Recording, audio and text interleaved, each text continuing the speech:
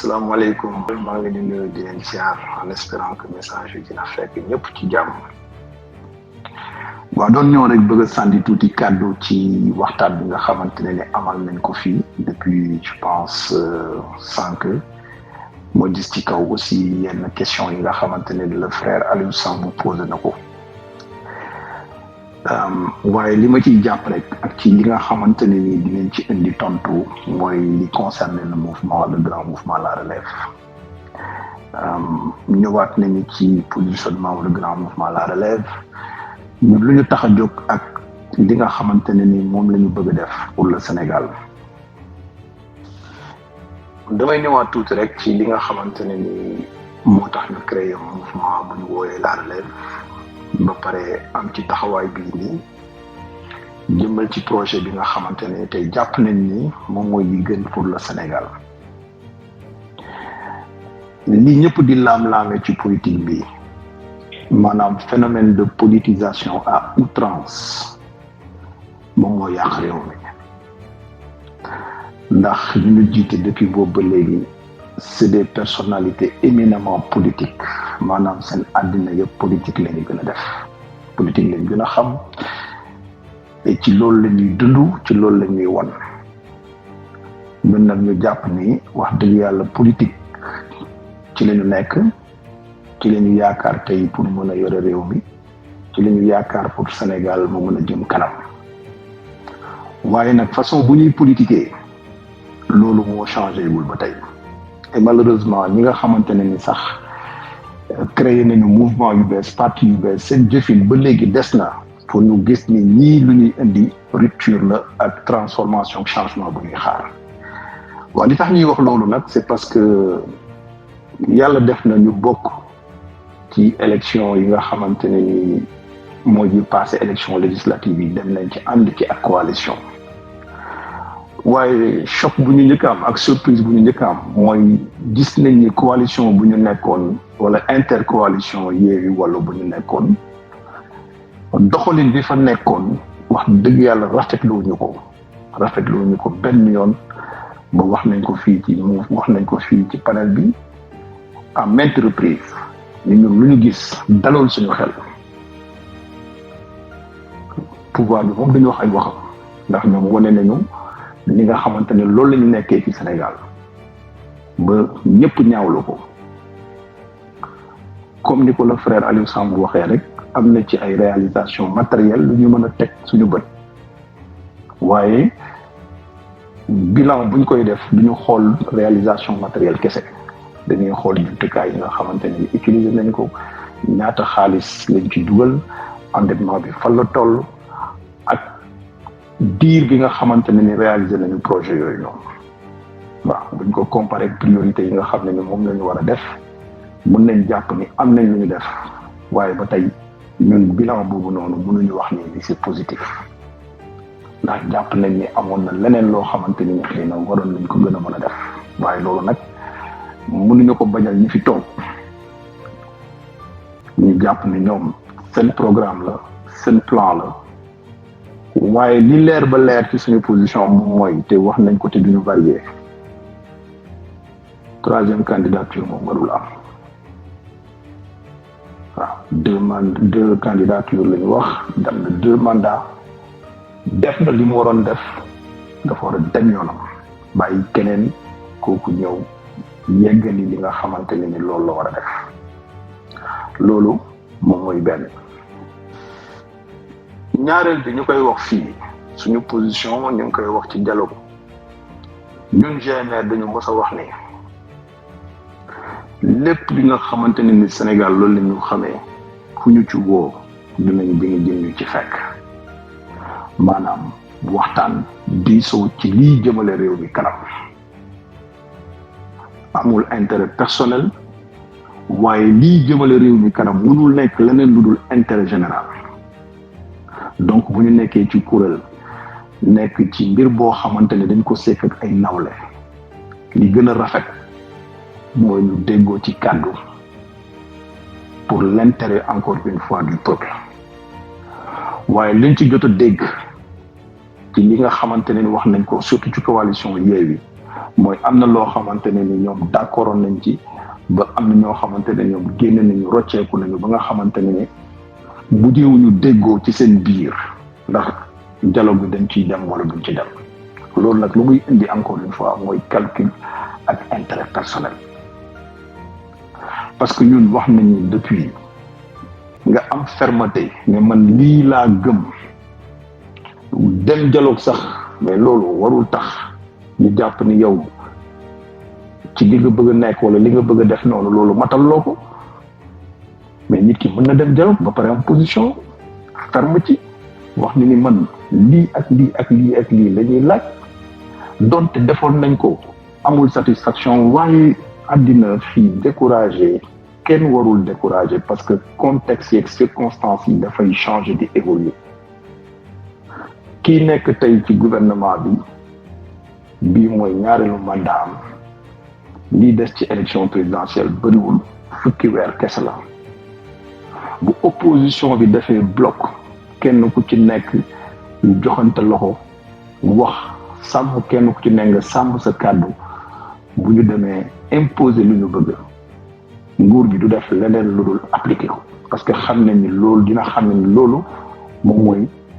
njëriñam te loolu moom mooy tax Sénégal ñun ñu mën a def ay élection ci jàmm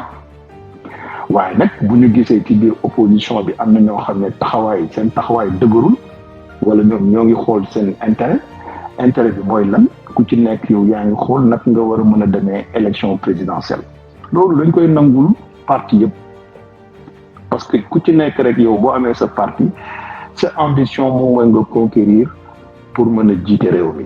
comme ñun réew mi comme ni ñu nekkee GNR suñu ambition moom mooy ñu dem jiite réew mi maa ngi dégg sànq ci biir wax ni ñun ànduñu ak kenn fu mu toll nii ànduñu ak kenn te dinañu liggéey pour dem ci élection présidentielle yi loolu lañ ci wax ñu bëri nag ñu ngi woote pour ñu àndandoo liggéey ñu jàppale leen amuñu ku ñuy jàppale fu mu toll nii ndax wax dëgg yàlla Sénégal fu ñu toll gis nañ ni ñun liggéey bu ñuy def nii mën nañ demal suñu bopp te loolu la ñu fas yéenee def moo tax nag ñuy ñaanaat ñi fi nekk ñëpp kenn ku ci nekk yow ci li ngay yëngu boo ci mënee jàpp nga jàpp ci ndax liggéey boobu ci loolu lañ nekk ñu ngi def travail de terrain ñu ngi waxtaan ak ñi nga xamante ne ñoo nekk ci localité yi di xool nag lañu di accompagner ak def politique bi nga xam ne ni moom la ñuy wax politique de développement ñun ñaa ngi koy rafetlu nag bu baax a baax te ñu ngi ciy am ay adhésion en masse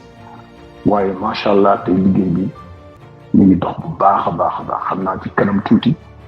ñu bëri dinañ ci mën a teg seen bët. fu ñuy tëjee rek mooy encore une fois position au GNR par rapport ak élection yi nga xam ne ni ñu ngi ciy jublu en février 2024 ñun dañoo yàgg a wax ni candidature yi nga xamante ni nguur ñi ngi def lu tout ba empêcher candidat yooyu noonu ñu mën a bokk ci ay élection ñun loolu lu ñu ñaawlu la a commencé depuis 2019 ci ñi nga xamante ne xañ nañ leen ñu bokk élection loolu continuer ñu jaarale ko ci parrainage yi jaarale ko ci justice pour éliminer ay candidats loolu dafay affaiblir suñu démocratie te acquis la ndax tey bu ñuy wax Sénégal boole ko ci pays yi nga xamante ne ni ñoom ñoo nekk ci Afrique subsaharienne mun nañ jàpp ni li ñuy wax république ci Sénégal la gën a feeñ institution yi nga xam ne am nañ ko même bu fekkee ne am na ay manquement ci yenn côté war nañu mën a jàpp ni li ñu am nii ndam la moo tax ñun ñuy woote jàmm moo tax ñuy woote pour que ñu di waxtaan parce que looloo tax suñu réew dëgërlaay bi nga xamante ne am nañ ko ci wàllu yenn institution yi ñu mën ko ndangoo li nga xamante ne des na nag mooy lu ñuy laam-laame ci justice bi lu ñuy laam-laame ci corruption yi lu ñuy laam-laame ci li nga xamante ne tey noonu la dëkk bi doxee de façon générale mais li ëpp solo ba ëpp solo mooy jamono jii nii mooy Sénégal nekk na réew boo xam ne ñëpp ñuy bàyyi xel et li waral tey waxtaan bi ba nga xamante ne ni war nañu mën a xool ci ban anam lu ñuy xeexee li nga xam ne d'accord ñu ci ànd ñu ci ñu mën ko bokk ba yàlla defal ñu ci ndam mais loolu dafay nekk mën conviction day nekk gëm-gëm ndax waxoon naa ko fi depuis élection législative yi passé coalition Yewwi ba ñu commencé def seeni ay manifestation di génn ci mbedd bi def ay concert de casserole Sénégal république la àdduna du neex mu ba yenn yi nga xamante ne ñu ngi koy gis ci yenn réew yi bokk ñu ñaan yàlla mu bañ a am Sénégal mooy ci élection li ñuy mujjee bu ñu xamee nag ci élection li ñuy mujjee dañu war a xool ci ban anam lañ fay demee ndax doole bi réew baa ko yor c'est le peuple moom moo yore le pouvoir moom mooy décider mais ci kaw ñun ñu wane conviction wane fulla wane fayda bu ñu defee organisation bu mat bu ñu demee premier tour sax duñ fa deuxième tour sax duñ fa yegg waaye balaa boobu dañ fekk leader politique yi nga xam ne ñoom xam nañ seen bopp xam nañ dayoo bu ñu am ñu ànd ak lucidité ndax loolu lañ manqué ci jamono bii nii leader politique yi ñu yore Sénégal yi nga xam ne ni ñoom ñoo fi nekk jiite ñu nekk ci kaw dañuy manqué de lucidité bëgg lijjanti problème yi seen bopp kenn ku ci nekk di xalaatal sa bopp te àddina du neex mukk ba nga xamante ne réew yi nga xamante ne yow da nga ko bëgg yor nga koy yoree noonu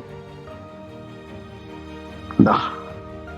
enjeu yi moo doy waar ba pare moo am solo di wax ni lu gën a am solo ci jamono ji li nga xamante ne nii ci loolu la ñu war a taxaw mooy liy wàññi souffrance su population yi waaye gis ngeen jamono ji nii 24 heures sur 24 télévision bu mu taal du la wax leneen lu dul problème mu Yewwi problème mu Macky Sall problème mu Ousmane Sonko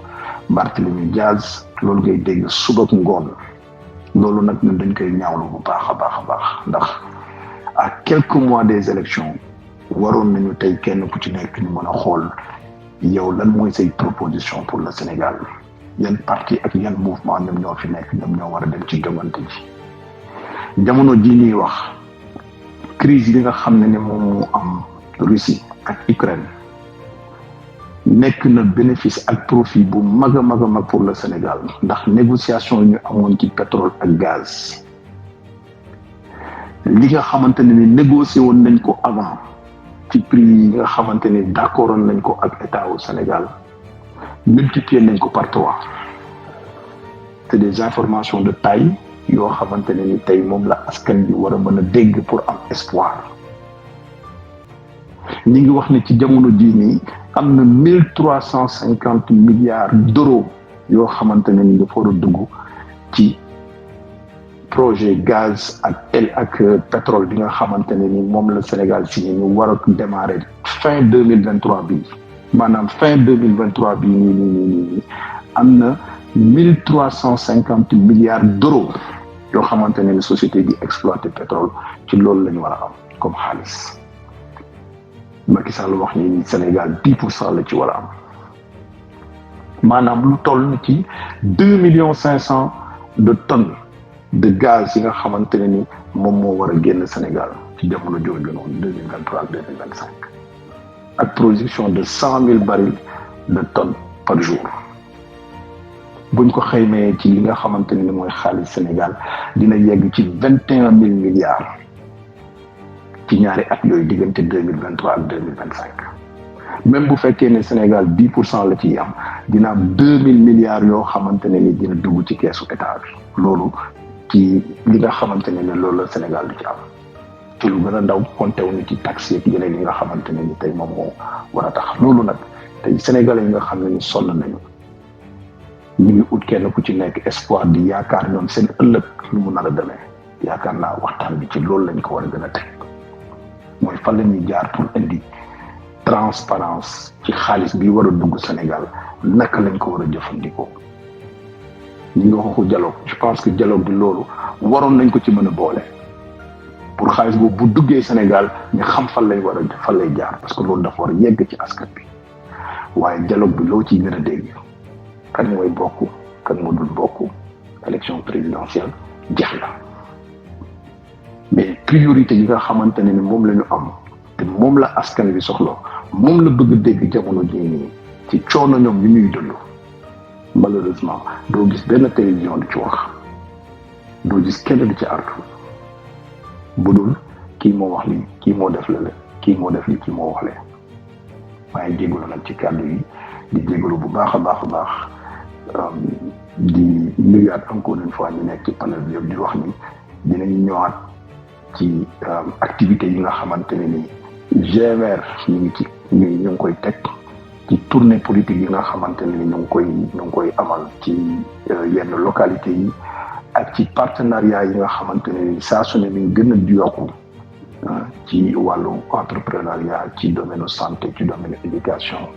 ak ci yeneen activités yëpp ñu ngi leen di gërëm di leen sant jërë ngeen jëf Mohamed Samb président du Grand Mouvement La Relève.